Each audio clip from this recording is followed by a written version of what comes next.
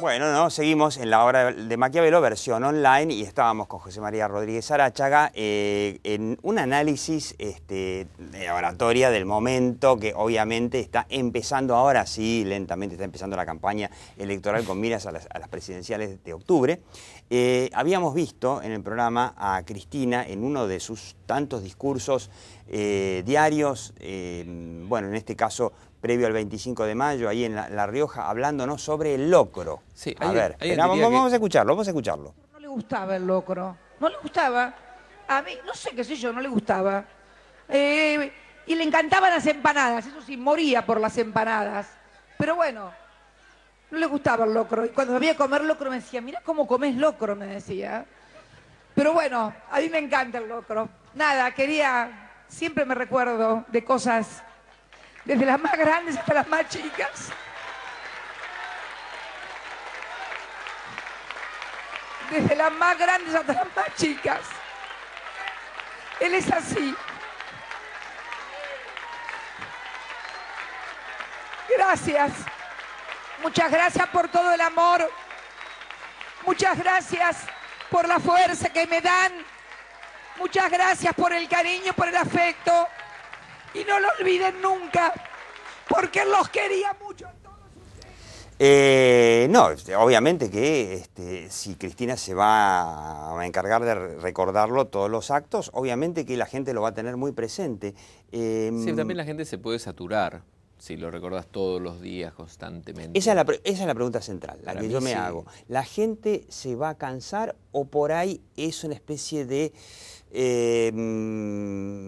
éxtasis emocional, si se quiere, el recuerdo de ella como ella lo demuestra, por lo menos lo muestra, que, bueno, cada vez lo hace en llantos prácticamente? Mira, decíamos recién en la versión televisiva, antes de la versión online, que este quiebre, como por lo menos, es como extraño. O sea, viene de mucha... ¿Por qué dices extraño? ¿No lo ves? O sea, lo normal, todos venimos, si nos ponemos a llorar, no pasamos de la risa al llanto, salvo algún estado psicológico complicado, grave, no pasas de la risa al llanto en un segundo. ¿Qué pasa? Vos te estabas acordando de algo gracioso, comienza la parte emotiva, empezás a caer y después terminás quebrándote en llanto. De la risa al llanto en menos de 20 segundos es como llamativo, raro. Y me hacía acordar, ¿te acordás la frase de Alfonsín? De un médico a la derecha, por favor. Que se hicieron tantos chistes con el médico a la derecha. Años. Una curva a la izquierda, después cuando tuvo el accidente de auto. Pero el tema era que vos estabas en Ferro, eras el último a la derecha. Mirabas hacia adelante y no había nadie pidiendo médico. Y te dabas vuelta y no había nadie atrás tuyo porque estaba la pared. O sea, no había nadie pidiendo un médico a la derecha en algún momento.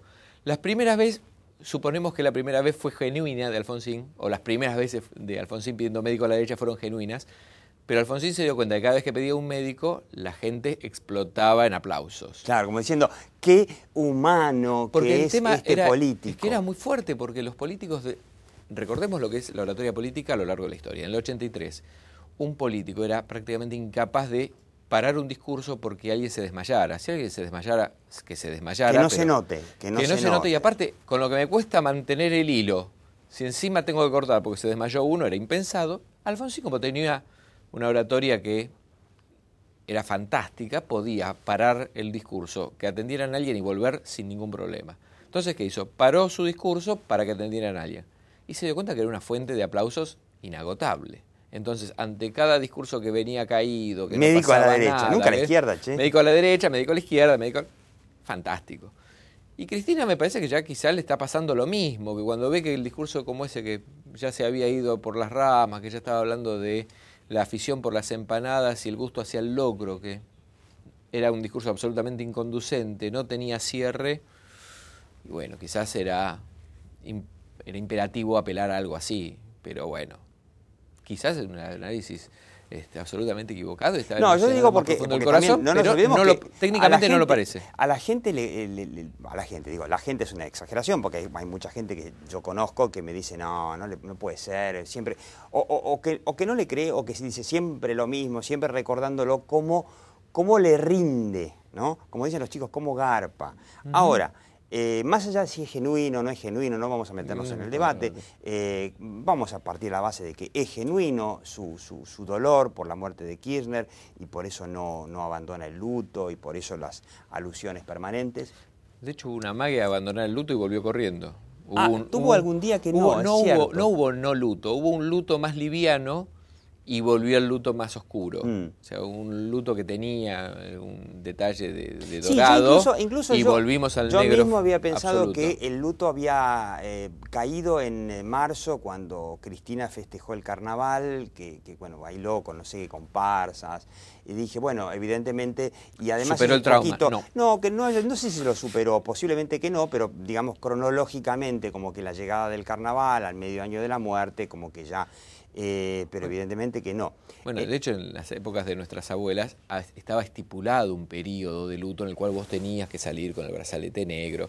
Claro. Pero creo que ya hasta el periodo de luto de las abuelas ya se pasó. Sí, supongamos que el negro es una mezcla. Sabés lo que hasta el final de las elecciones, hasta octubre no se va. Seguramente. Y esto impacta positivamente, a la gente le gusta, porque yo veo que la gente, hay gente, la gente con la que yo me rodeo obviamente que no, pero que sí hay gente que se emociona, que se refleja evidentemente en ese 41% de intención de voto que tiene Cristina hoy, con lo cual estaría ganando cómodamente en primera vuelta. El dolor conmueve, emociona y paga siempre, de hecho. Las novelas venden porque venden dolor, hasta las sitcoms, que te puedo decir, House, vende porque vende dolor, vende una persona que tiene una enfermedad crónica, grave, terrible, distinta todas las semanas. Y las series sobre temas médicos venden muchísimo, las novelas venden muchísimo. La emoción emociona, digamos. La emoción emociona y el dolor conmueve, siempre es inevitable y bueno, de hecho a eso se apela. En su momento cuando recién había fallecido Kirchner, en tu programa creo que habíamos dicho que no iba a ser, no sé si te acordás, pero habíamos dicho que no iba a ser la primera campaña que se hacía sobre el cajón de un muerto. Porque si te recordás, Carlos también hizo uso y abuso de la muerte de Junior en su campaña y le sirvió mucho y bueno, y Sarmiento con Dominguito, o sea, no es nuevo. O sea, a lo largo de la historia, Perón sobre el tema de Evita, o sea, se ha usado muchísimo. O sea, Evita moribunda y Perón haciendo la elección, utilizando Evita moribunda, la escena famosa de ella sostenida con un arnés para pasearla cuando no se podía tener en pie. O sea, no va a ser la primera vez en la historia ni argentina ni del mundo que se utiliza un muerto para hacer una buena elección política, por fuerte y duro que suene. En realidad, una salvedad, lo fuerte y duro no es el análisis nuestro, es que alguien lo haga.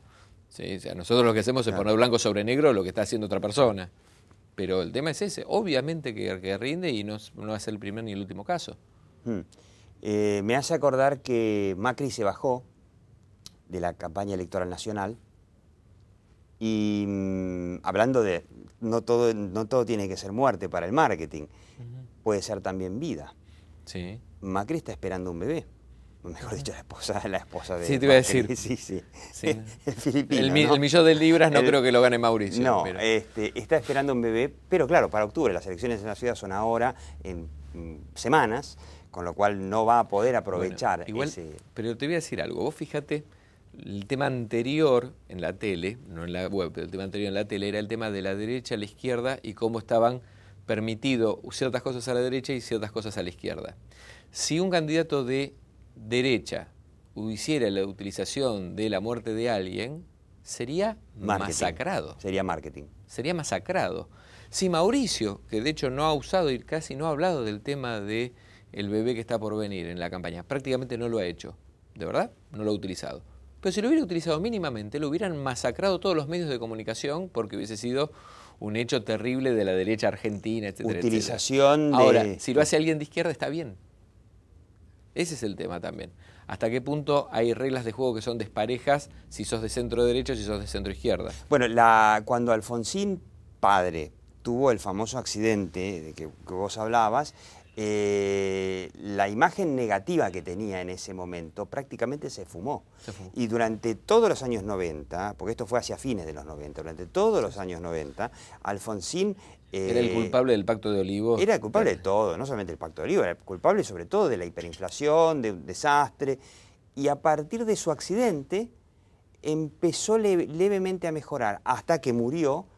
Y bueno, y ahora está intentando su hijo capitalizar esa muerte. Me da la sensación, no sé cómo lo ves vos, Sí. Alfonsín, no tenemos ahora un video de Alfonsín, pero que la capitalización de la muerte, desde el punto de vista de las encuestas, no le está dando tan bien, a pesar de que se lo ve vistiéndose de la misma manera, dejándose el bigote igual, saludando de la misma manera, hablando igual.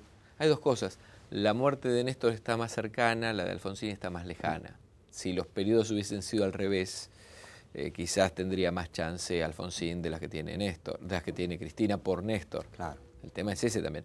Lo que decíamos, si Néstor hubiese fallecido más adelante en el tiempo, en lugar de octubre, febrero o marzo de este año, ahí sí te decía, no hay elecciones, ya está, ganó. No hace ni falta elecciones. Ni falta hacerlo. Al revés, todavía hay chance por lo que te digo yo, porque lo que decimos nosotros, mejor dicho, el tema el desgaste la del luto. saturación del luto.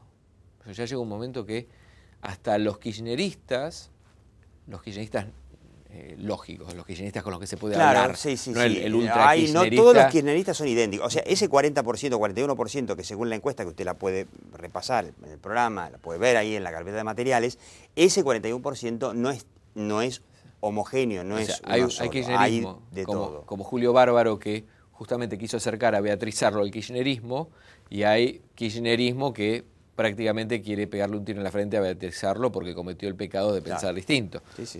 Con el kirchnerismo racional, que lo hay, se puede hablar y te va a decir, y sí, hasta yo ya estoy cansado de escuchar la reivindicación de él, aparte como una cosa abstracta. Si atamos cabos, lo que nos comenta José María sobre estas variantes del kirchnerismo, del kirchnerista, no del kirchnerismo, sino del kirchnerista, del votante de Cristina, como lo comentó Rodrigo Martínez de Isonomía, que hay kirchneristas o votantes del kirchnerismo que también son algunos, no muchos, pero que también son votantes de Macri en Capital.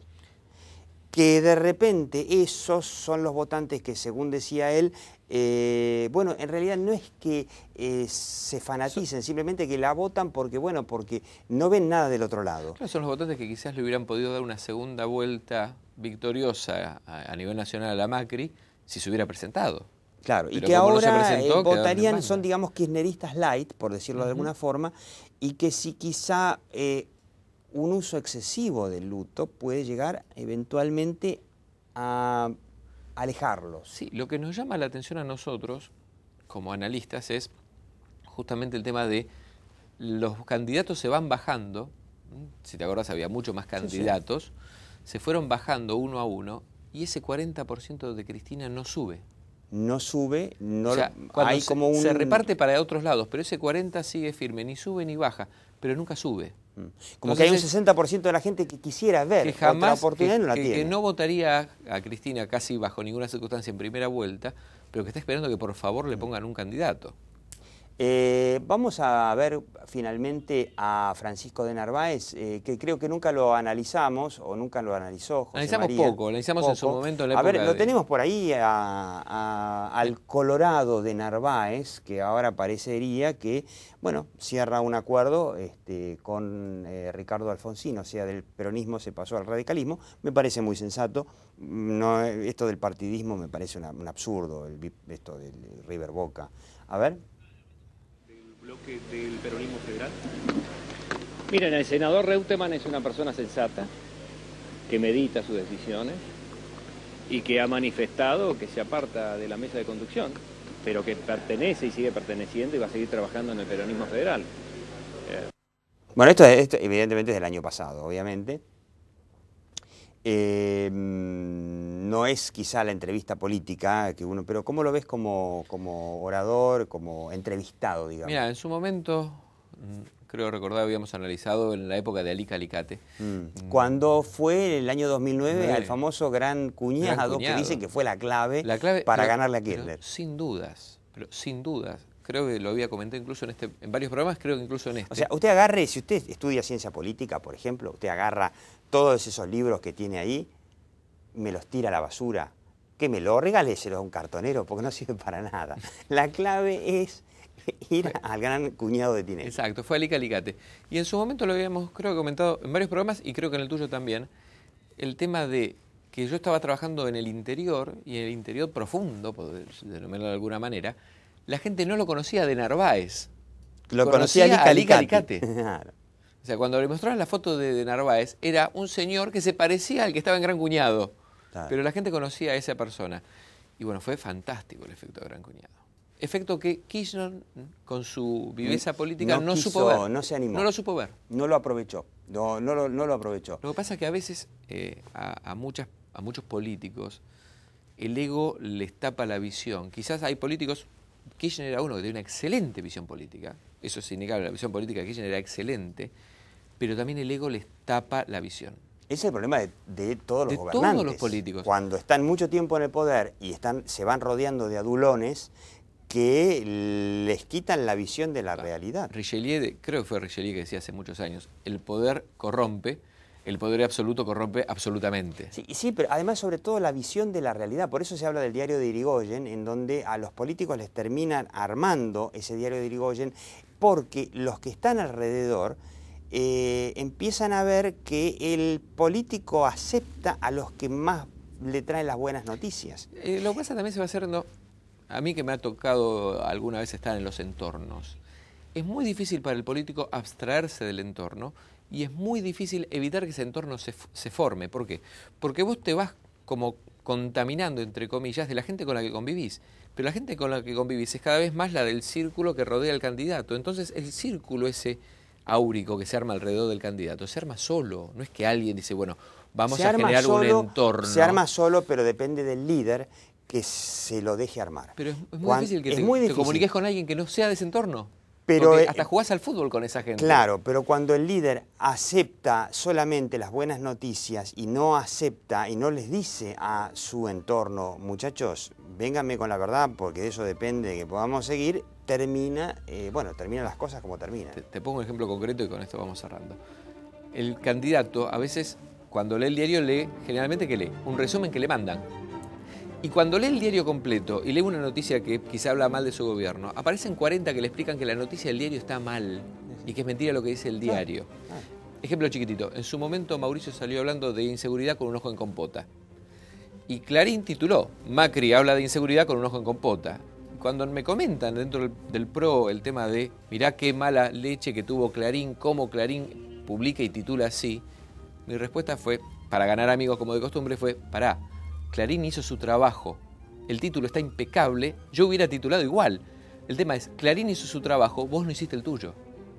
Vos lo dejaste salir a hablar de inseguridad con el ojo en compota. La culpa no es de Clarín, es nuestra. José María Rodríguez Aracha, nos están echando. Usted tiene para repasar el programa y, bueno, con este análisis sobre cómo impacta, digamos, la comunicación del luto y, bueno, las pocas chances que tiene la oposición de convencerlo a usted de que hay una alternativa en la Argentina que posiblemente no la haya, así como vienen las cosas, todo puede cambiar.